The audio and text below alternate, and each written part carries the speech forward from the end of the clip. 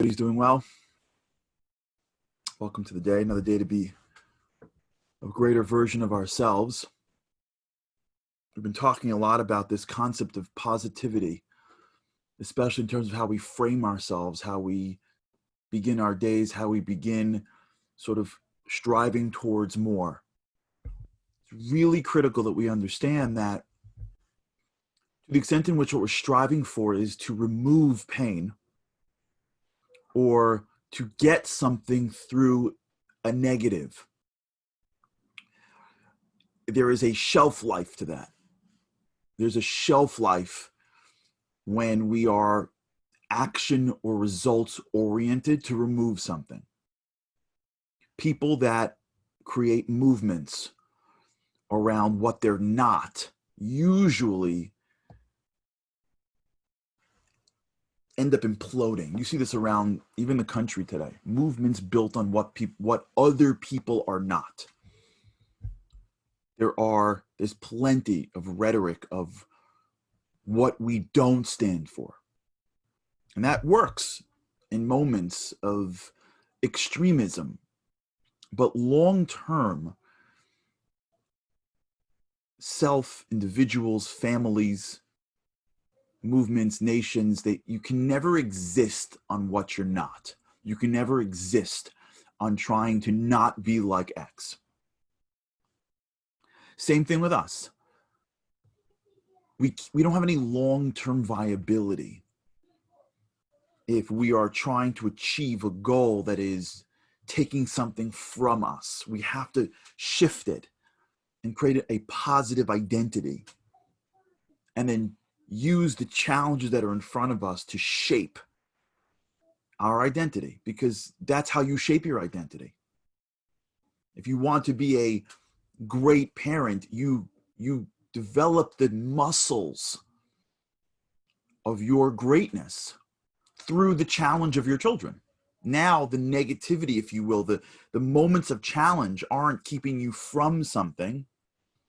You've defined great parent as being kind and accepting and whatever. Now those challenges are actually the pathway to a positive image of yourself. And that's critical. And in this world of positivity, in this world of positive images, there is some individual who I want to speak to. Yesterday was a big day for my family. I lost my grandmother yesterday. My grandmother, she should rest in peace, live a long, wonderful life. Doesn't make it any easier when she goes. The loss of life is always tragic, even if it comes after many years. And when you lose somebody that you love, especially I find, I don't know how you feel, I find when you lose somebody that got older in life, you've watched them through multiple stages. You had them when you were little, and then you watched them as you got older, they got older. And as they got older, their role changed. What's interesting for me is that when my grandmother passed away, I immediately went back to the grandmother that she was when I was younger. I don't know if that happens to you or not. I want to talk about my grandmother, because as I think through this idea of positivity, in many ways, she was the paradigm of that. You know, we are losing a generation of superstars. The Holocaust survivors that are getting older, for those that are alive, should live and be well, are not just another generation. And even those that weren't in the Holocaust, that generation of individual, they're cut from a different cloth. They come from a different, they were created through challenge. The Talmud speaks about a diamond cutter. I think it was diamonds that would put his diamonds through the fire, or the metals through the fire to sharpen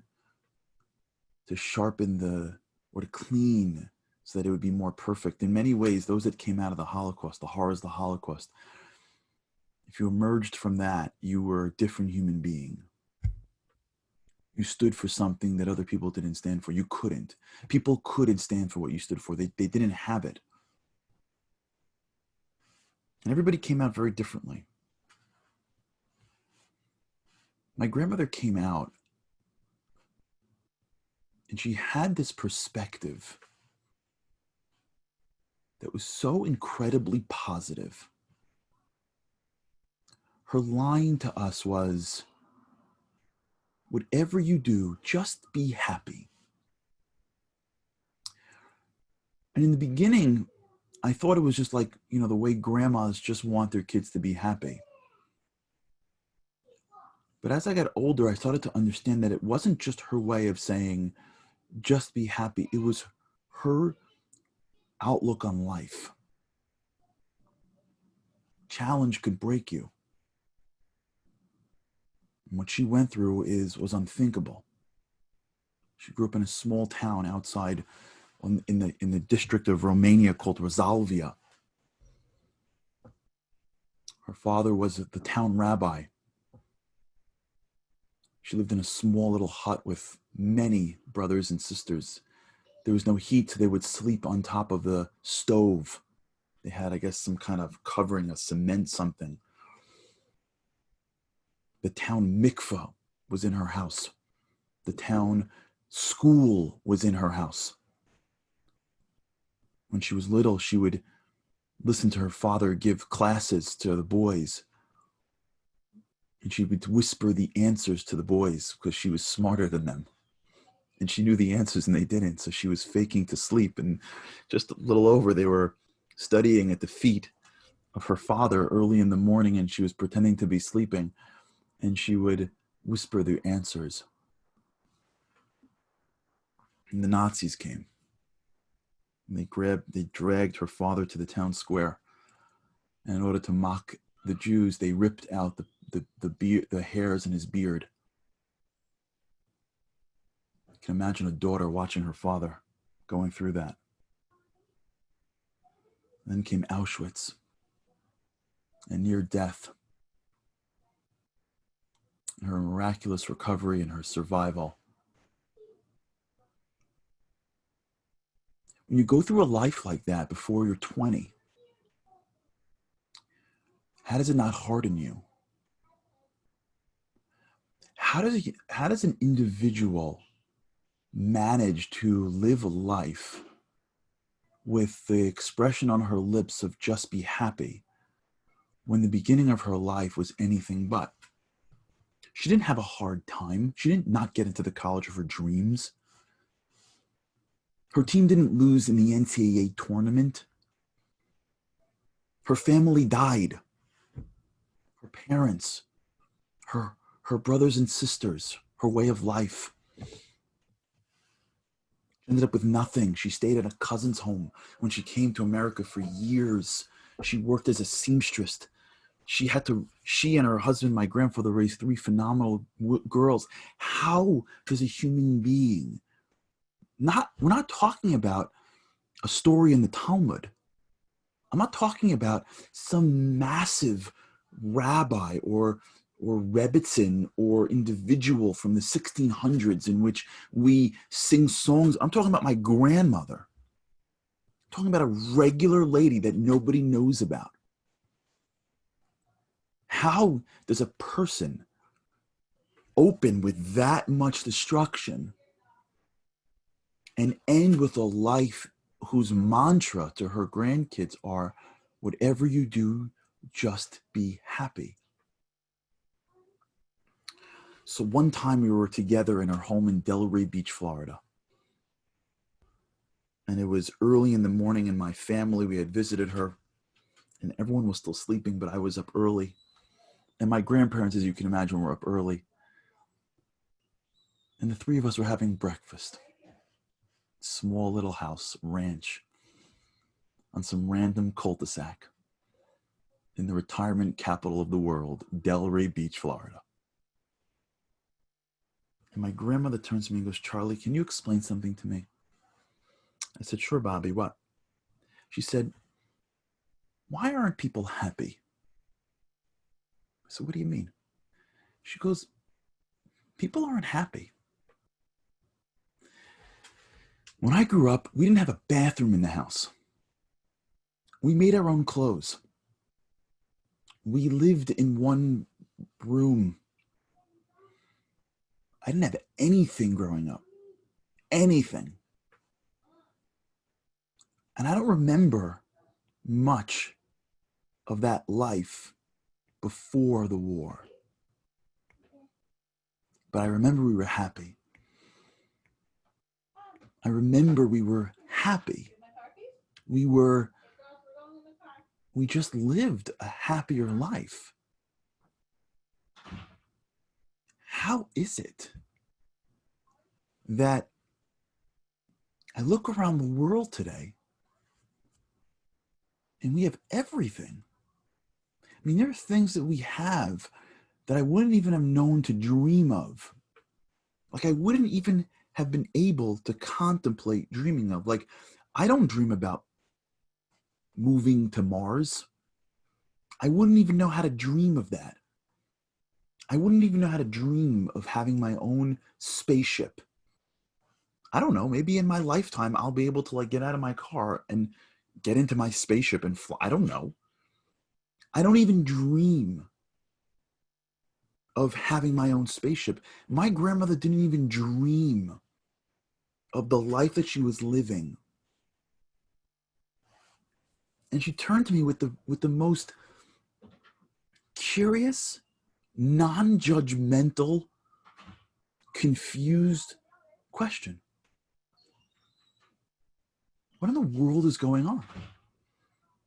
How are people not bouncing down the streets? How are people not waking up every morning and floating through their days?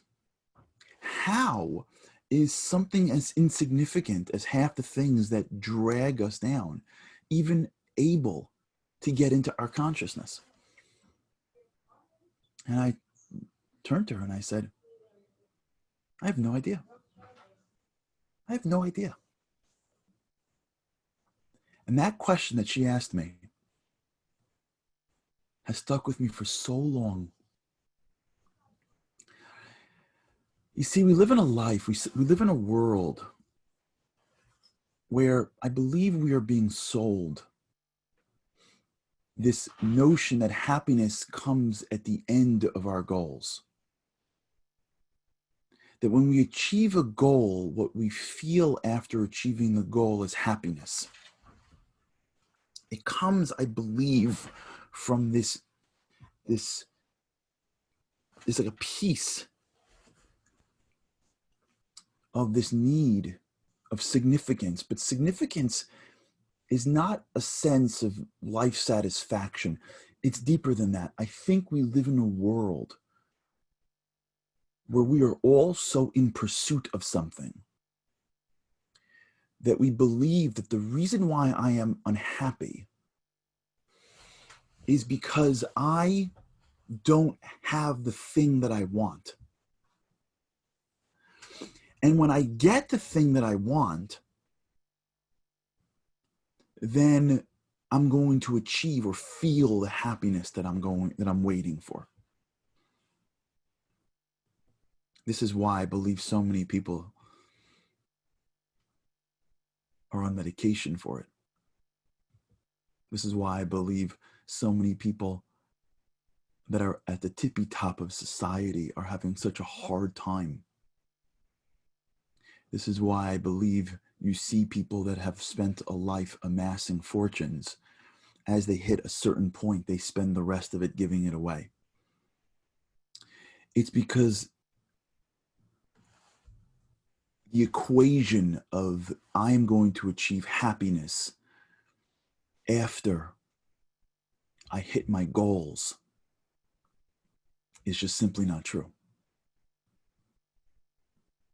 Yeah, I think it's consumption. You see, in order for, we're not going to do this economic lesson, but maybe I'll toy with it, and maybe we'll do another time for those who care about macroeconomics. You know, believe it or not, I got this theory from a rabbi. There's a rabbi named Rabbi Moshe Shapiro, one of the foremost educators in the past 100 years, and I get his talks, and they're so incredibly deep, and he speaks about this. Maybe we'll have the time just to delve into this alone. He actually he explains a theory that you would think it's coming out of an economist in Harvard, not a rabbi in Jerusalem. He speaks about how an economy that is based off consumption allows expansion, never-ending expansion. Right? If the economy was based off what is needed, at some point needs are satisfied. At some point you have enough to eat. At some point you have enough to live in. At some point the economy will grind to a halt because there's only so much you can consume for need. But if you're consuming just to consume, then it's infinite. So if I'm going to consume based on what I actually need, at some point it's going to come to an end. But if I'm going to consume in order to satisfy an emotional need, I'm not saying anybody thought of this. I'm not saying anybody's smart enough to think of this. I'm just saying this is probably I think this is where we are. That the pursuit of happiness, not the way I don't believe Jefferson intended, is really just a pursuit, as Stuart just mentioned. As we consume to be happy, if we don't ever become happy because consumption doesn't lead us to happiness, we'll never stop consuming. Because consumption isn't based on an actual need. It's based on a perceived emotional need. And so it'll never stop. And what my grandmother was trying to teach me and what she stood for in her life and after her life, because people like that, even though their bodies stop, they don't die. They live in their children and their grandchildren, everybody around them. She taught me that never wait for happiness. Never think that happiness is coming tomorrow when you're done. Whatever you're doing in life, do it with happiness. Whatever you're doing in your days, you need to bring happiness in. You have to work. So whatever it is that you're engaged in, you are engaged in it in a happy way. You are engaged in it in a way that brings joy. And everyone took something different out of the Holocaust. I believe my grandmother took out of the Holocaust that there's no tomorrow. There's no tomorrow. You don't wait to live. An incredible quote that Eliran just posted. Enthusiasm is worth 25 IQ points. Wow. We're going to talk about happiness. We're going to have to talk about happiness because that's where we're up to. The positivity of goal setting can't exist if we think that when I hit my goals, I'll be happy. If we start to assume the reason why I am unhappy is because I haven't hit something, and then we create goals and in the back of our mind say, when I achieve this goal, when I become this person, even if I'm doing it the right way, even if I'm doing it in the way that is positive, if I achieve this goal, then I'm going to find the happiness that I'm looking for. If we think that, we're out. The power that we have with us is happiness. It's not what we get at the end. It's who we are along the way. That's what my Bobby taught me. That's how she lived her life. That's who she was. It was happiness along the way. Whether she was over stuffing us, which she tended to do brilliantly, whether she was packing us something for camp, whether she was sending us our way, whatever she was, wherever she was, even when she was at the end of her life, she always figured out a way to drive home the lesson of, as long as you're happy, remember, always be happy. Always be happy isn't my grandmother's line. It comes from a great rabbi named Rabbi Nachman Breslov. There's a command to always be happy. We're going to talk about this, and I'll tell you why, because this is a very sad Jewish week. We got to delve into this world of happiness and tragedy and challenge. We got to rip it apart, because if it's all into one bundle, we walk around without the mentality that we need to be successful. We'll talk about this in memory of my grandma, in memory of my Bobby, the woman who taught it to me. With God's help, we'll talk about it together.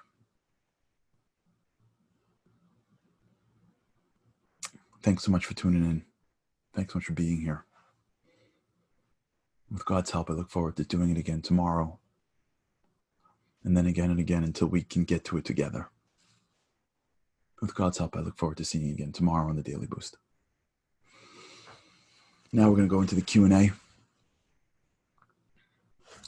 me open up some questions from the people, from my family online. You guys who I love so much. Thank you for sending in questions. You can always send in questions at charlie@charlieharari.com. Always feel free to send it in. And I'm just going to go through as many as I can here. We don't have time for so much, but we'll do a couple. Yechiel Miller sent in something yesterday. Yesterday, you spoke about remembering the good and keeping the feeling. So next time when you have that separation anxiety, remember this feeling and you'll be able to do it. But what if someone is very anxious and thinks so much about how this will work out and what will be? How do they control their mind and calm it down, telling them that everything will be okay? What a great question, Yechiel. Let's talk a little bit about anxiety. This is a big issue. Anxiety is a big issue. I've got a lot to say about it. Number one, there's two types of anxiety. There's a million types. I'm going to put it into two general categories of anxiety. Number one, anxiety that needs to be dealt with medically. It's an emotional, it's a mental condition, mental illness condition. We cannot discard it, and we cannot dismiss it, and we cannot tell people who feel very anxious, grow up. There's actually a football player, I think he's on the Eagles, who is a Pro Bowl tackle. I'm sure Andy is already Googling it. He's a lineman on the Eagles or the Panthers who suffers from anxiety. And he is an outspoken, he's a spokesman for it. And one of the things that is so critical from what he's saying, Brandon Brooks, of course, Andy knows, just for the record, I think that was like 4 seconds. For those who are here live, you get to see the joy of having Andy Boltex, my magical producer behind the scenes, just finish things up. Just for the record, the other day I said Stanford Magical Review. I think that's what I learned it as. But I guess it wasn't searchable. And the live crew, which anybody who wants to join live, you're welcome to join with us every morning at 9. We've got an incredible crew here in the chat that doesn't stop, which I love. You just email me, charlie@charlieharari.com, and I'll give you the link. So I think it was Rochelle who said it was like 3 seconds and Andy didn't have it on. So it's great how much we're expecting it. So Brandon Brooks is a spokesman for this idea that anxiety isn't just grow up. Mental health is not just grow up. And people need to understand that. And society needs to understand that. Mental health is real.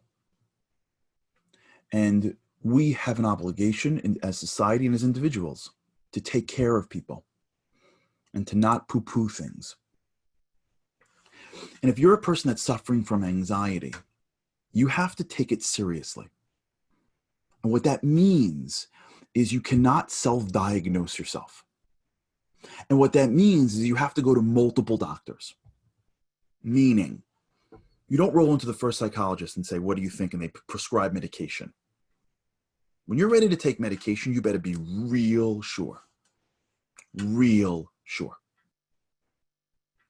The challenge is, because this is real, there are some people who need to be treated properly and they need to see people.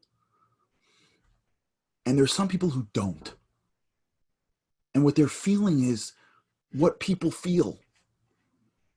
But what's happening is they don't feel strong enough to put in the work, the grueling, tireless, endless work of rewiring your mind, of being courageous when you feel anxious, of recognizing that it's normal to be nervous, of recognizing that there are plenty of people that live very healthy, normal, wonderful lives who also feel anxious, and they learn how to adapt and to be very productive, powerful members of society who over time reduce their anxiety, because anxiety is neuroplasticity.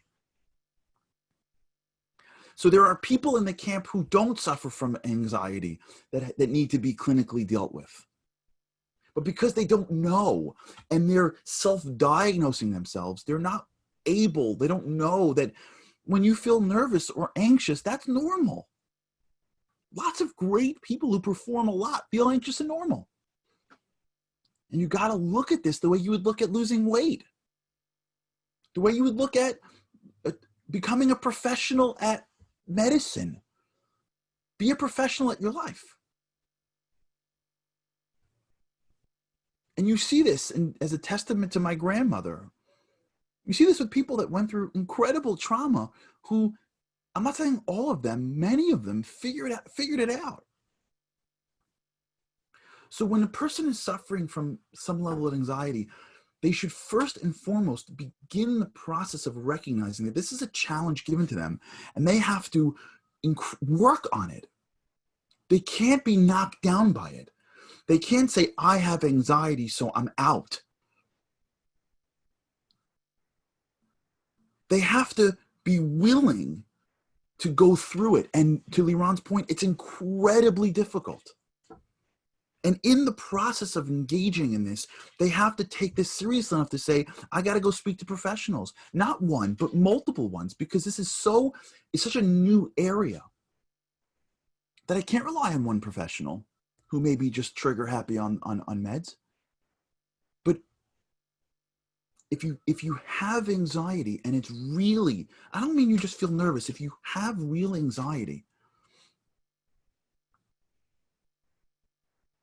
you have to engage in it. You have to recognize that it's something you have to overcome, and whether you can overcome it on yourself, with your family, and understand it with your friends or through actual professionals, you have to realize that the one thing you cannot do is give into it. And this is the thing that I want to leave you with. And I bet you, and I'm seeing even on the line here, someone as incredible as Liron who's here. And if you've been here and you're watching Liron's text, you see this, how incredible he is. You will see the one thing, no matter what, that you can never do to anxiety is let it win. You never look at it and go, I have anxiety. You have to fight it. If you have it, you have to fight it, and you fight it through, well, when I mean fight it, Liron's making a good point. I don't mean you fight it with, you're always up against it. I mean you fight it with, I have it, and I got to deal with it. And the way you deal with it can be through a personal approach, through studying and learning on your own, with people like you, with friends, or with more. But you never, like anything in life, never just succumb to it. It's a challenge. And if you have it, that means you have the ability to navigate it and to achieve even with it. You have to feel that. You have to feel that. Okay, everybody, we're going to continue this. Thanks for being here. And with God's help, I can't wait to see you again tomorrow.